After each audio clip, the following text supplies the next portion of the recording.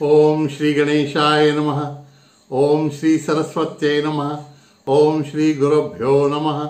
ओम समस्त जन कल्याणे निरतं करुणामयं नमामि चिन्मयं देवं सद्गुरुं ब्रह्म विद्वरं। सर्वमंगल मांगल्ये शिवे सर्वार्थ साधिके शरण्ये त्र्यंबके गौरी नारायणी नमोस्तुते।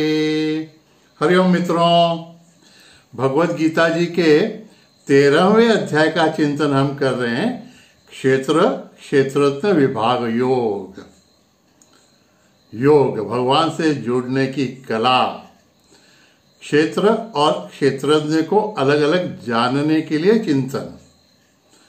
17वें श्लोक में आज हम भगवान उनके स्वरूप के बारे में क्या बता रहे हैं यह देखेंगे। भगवान कहते हैं उनके बारे में, ज्योतिषामपि तज्ज्योति तमसः परमुच्यते ज्ञानं ज्ञेयं ज्ञानगम्यं हृदि सर्वस्य विष्ठितम्। 17वां श्लोक। ज्योतिषामपि तज्ज्योति। ज्योतिषाम, ये ज्योतिष शब्द आया ना, इससे थोड़ा कंफ्यूजन एक बार हो गया था। हमारे गुरुदेव जी के अष्टोत्तर शतनामावली में एक नाम आता है ओम स्वयं ज्योतिषे नमः। तो उसमें हमने युवाओं के लिए एक वर्कशॉप रखी थी कि इन नामों का विवेचन विश्लेषण। तो ज्योतिषे आया तो एक लड़के ने कहा स्वयं ज्योतिषे नमः, माने गुरुदेव जो हैं वो स्वयं के स्वयं ज्योतिषी हैं। वो कौन से समय पर कौन से मुहूर्त पे कौन सा काम करना है वो उनको पता है, उनको भविष्य पता है। अब ये बातें सब ठीक थी, गुरुदेव के बारे में योग्य हैं, लेकिन ज्योतिषी पामिस्ट इस अर्थ से उसने वो कही थी बातें। हमको ध्यान में रखना है कि ज्योतिषाम, हाँ, ये ज्योतिषी शब्द भी कहीं से भविष्य दर्शाने वाला, दिखाने वाला, प्रकाशित करने वाला, इससे भी आ सकता है शब्द, आई डोंट नो। लेकिन यहाँ पर जो शब्द है ज्योतिषाम अपि तज्ज्योति, ज्योतिषाम माने ज्योतिमय, प्रकाशमय। ज्योतिषाम अपि तज्ज्योति, भगवान कहते हैं प्रकाशमान जो सभी वस्तुएं हैं, प्रकाश देने वाली जो सभी वस्तुएं हैं, उनको भी प्रकाशित करने वाले भगवान हैं, चैतन्य तत्व हैं। कैसे? देखिए तो लौकिक अर्थ में हमें संसार की वस्तुएं किसके प्रकाश में दिखती हैं? सूर्य के, चंद्रमा के, रात को तारों के, या फिर आर्टिफिशियल लाइट लें तो विद्युत बल्ब के या मोमबत्ती के प्रकाश में। लेकिन मित्रों, अगर हम में चैतन्य ही न हो तो डेड बॉडी को सूर्य, चंद्र, ये सब आसमान में हैं अलग अलग समय पर, तो भी डेड बॉडी को कुछ भी नहीं, ये सूर्य भी नहीं दिखेगा, चंद्रमा भी नहीं दिखेगा, तो उससे प्रकाशित कोई वस्तु तो दिख ही नहीं सकती। तो सूर्य और चंद्र, इनको भी दिखाने वाला हमारे में का चैतन्य तत्व है। इसलिए भगवान उनको ज्योतिषामपि तज्ज्योति कहते हैं। तमसः परम उच्यते, उस चैतन्य को तमस से भी परे है ऐसा कहते हैं। यहाँ पे चैतन्य के संदर्भ में तमस, जिसको अंधकार कहते हैं, वो अज्ञान का प्रतीक है। अज्ञान या फिर अविद्या, माया, ये भी थोड़ा समझ लें कि तमस के परे चैतन्य कैसे है। देखिए, संसार की सभी वस्तुओं को, विषय वस्तुओं को इंद्रियां देखती हैं, इंद्रियों को उनका ज्ञान होता है, तो इंद्रिय सभी विषय वस्तु के प्रकाशक हो गए। इंद्रियों को प्रकाशित करने वाला मन, मन को प्रकाशित करने वाली बुद्धि, बुद्धि को प्रकाशित करने वाला अहंकार, और मन, बुद्धि, चित्त, अहंकार, इस सामुदायिक अंतःकरण को भी प्रकाशित करने वाले, उसको भी कंट्रोल करने वाली ये अविद्या, माया, महत्त्व जिसको कहते हैं, अज्ञान है। तो इन सब के परे एक को प्रकाशित दूसरा कर रहा है, दूसरे को तीसरा, लेकिन तमस जो है, अविद्या जो है, इसको भी प्रकाशित करने वाला चैतन्य तत्व है। इसलिए तमस के परे चैतन्य है, ऐसा कहते हैं। देखिए, उदाहरण के लिए दृष्टांत लीजिए। एक क्लास में एग्जाम देने के लिए बच्चे बैठे हैं, तो पहला विद्यार्थी जो है उसके पीछे बैठा हो दूसरा विद्यार्थी, वो पहले को देख सकता है, दूसरे को तीसरा देख सकता है, तीसरे को चौथा देख सकता है, लेकिन पांचवा चौथे को देख सकता है।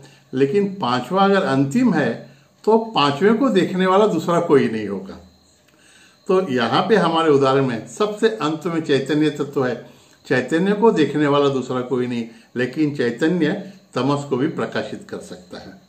तमसः परम उच्यते। ज्ञानम, ज्ञेयम, ज्ञानगम्यम। भगवान ने 3 विशेषण स्वयं के लिए, चैतन्य के लिए। ज्ञानम, वो जो सभी गुण बताए, अमानित्व, अदम्भित्व, भगवान कहते हैं कि उनका ये स्वरूप ज्ञान स्वरूप ही है। ज्ञान भगवान है। और ज्ञान गम्यम, वो जब गुण प्राप्त हो जाते हैं तो भगवान का स्वरूप जाना जा सकता है। और नियम, उस ज्ञान गम्य ज्ञान, इससे जानने योग्य एक भगवान ही है।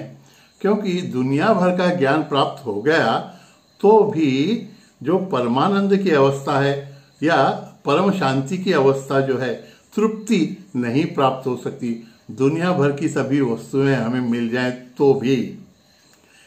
यह हमारा शोध जो है, ढूंढना जो है, तरसना जो है, वह तब तक खत्म नहीं होगा जब तक हम आत्मस्वरूप की प्राप्ति करके उसमें तृप्त नहीं होते। इसलिए उसे नियम कहा गया है, the only thing to be known, जिसे हमें जानना चाहिए, जो जानने योग्य है। और भगवान बहुत अच्छी बात कहते हैं, हृदि सर्वस्य विष्ठितम, अवस्थित हैं, अच्छी तरह से स्थित हैं। कहाँ? सर्वस्य हृदि, सबके हृदय में। कितनी अच्छी बात भगवान कहते हैं ना। भगवान कहते हैं वह चैतन्य या मैं सबके हृदय में स्थित हूं। अब यह हृदय जो है, यह हमारा पैल्पिटेशन करने वाला बायोलॉजिकल हृदय नहीं हो सकता, या आध्यात्मिक हृदय भी जिसे कहते हैं वो भी नहीं है। यहाँ पे हृदय का अर्थ है हमारे मन की सहृदयता, हमारे स्वभाव की सहृदयता, जेंटलनेस, जिसके कारण मनुष्य मनुष्य कहलाता है। उन गुणों को सहृदयता कहते हैं। मनुष्य के विचारों में अगर प्रेम है, दया है, अनुकंपा है, अहिंसा है, ऐसे गुण, ऐसे विचार अगर उसके हृदय में हैं, उनके विचारों में है, यह सब सहृदयता, तो अपने आप ज्ञान उसको प्राप्त हो जाता है। नहीं, ज्ञान क्या प्राप्त हो जाता है? वह इतना सरल हृदय, इतना पवित्र हृदय, इतना शुद्ध बुद्धि का हो जाता है कि तमस के परे जो ज्ञान है, जो भगवान का तत्व है, वह भी उसकी बुद्धि के सामने प्रकट हो जाता है। मित्रों, जब हम प्रेम से सबसे व्यवहार करने लगते हैं ना, हम भगवान की तरह सबसे अनुकंपा रखने लगते हैं, तो हमारी बुद्धि इतनी शुद्ध हो जाती है कि फिर हमारे में का जो चैतन्य है, जो तमस के, माया के आवरण में छिपा हुआ है, वह भी अपनी पूर्ण आभा से प्रकट होने लगता है। कितनी अच्छी बात है ना। इसलिए आप साधना कुछ भी कीजिए, लेकिन यह बात हमको ध्यान में रखनी है कि जो गुण अमानित्वम, अदम्भित्वम वगैरह भगवान ने बताए, उनके अनुसार हमारा आचरण होना चाहिए। और सबसे बड़ी बात है कि सबसे हमारा व्यवहार प्रेम पूर्वक ही होना चाहिए। ये भगवान का सबसे बड़ा गुण है, क्योंकि भगवान भी हम सबसे वैसे ही प्रेम से व्यवहार करते हैं। भगवान से तादात्म्य पाने के लिए ये आवश्यक है, क्योंकि भगवान ही 18वें श्लोक में कहते हैं कि मद्भक्तः एतत् विज्ञाय, जो मेरा भक्त इस बात को जान लेता है वह मद्भावाय उपपद्यते, मद्भावाय उपपद्यते। भगवान कहते हैं कि जो भक्त ये जान लेता है मेरा ज्ञानगम्यता और ज्ञेयता, वह भक्त मेरे ही भाव को प्राप्त हो जाता है, मुझ तक ही पहुंच जाता है, मुझसे एक रूप हो जाता है। कितनी बड़ी बात है ना। देखिए, भगवान ने हमको 12वें अध्याय तक बताया, ज्ञान दिया और भक्त बना दिया। भगवान ने पहले अपनी सत्ता महत्ता बताई, हमने जान लिया कि हम उन्हीं पर निर्भर करते हैं, हम उनके आश्रित हैं। भगवान ही सब कुछ हमको दे सकते हैं, भगवान ही हमको आनंद परमानंद दे सकते हैं। ये जब हमने थोड़ा बहुत जाना तो हम भगवान पर आश्रित होने लगे, और हम जिसका आश्रय लेते हैं उस पर ही तो प्रेम करना योग्य है ना। तो हम भक्त हो गए, इसका अर्थ है हम भगवान से प्रेम करने लगे। भगवान कहते हैं जब तुम मुझसे प्रेम करने लगते हो, थोड़ी बहुत मेरी बारे में जानकारी प्राप्त करके, तो मैं तुम्हें मेरे स्वरूप का पूर्ण ज्ञान देता हूं। जो भगवान ने 13वें अध्याय में, अभी हम 17वें 18वें श्लोक तक पहुंचे, और भगवान ने वो प्रकट भी कर दिया है कि तुम अगर इस प्रकार से मेरा ज्ञान जानते हुए मुझे क्या अच्छा लगता है, मुझे आपके व्यवहार में क्या बदलाव अपेक्षित है, उस तरह से तुम प्रेम पूर्वक व्यवहार करोगे। प्रेम माने सिर्फ मुझसे ही नहीं, मेरे सभी बच्चों से, क्योंकि सब में मैं विद्यमान हूं और ये सब मेरे ही तो बाल बच्चे हैं। तो सिर्फ मेरा आदर करके, मुझसे प्रेम करके तुम दूसरे लोगों का द्वेष करोगे तो फिर वो मेरा ही द्वेष हो गया।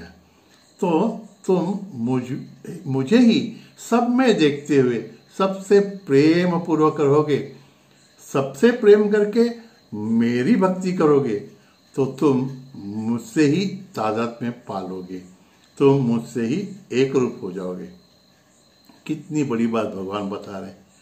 तो मित्रों, अब हमको और ज़्यादा इंतज़ार न करते हुए इस प्रकार प्रेम पूर्वक व्यवहार करने का प्रयत्न करना है। अगर ये इसमें हम यशस्वी हो गए तो फिर भगवान के चरण कमलों तक पहुंचने के लिए हमें बिल्कुल भी देर नहीं लगेगी। प्रयत्न करेंगे, यशस्वी होंगे।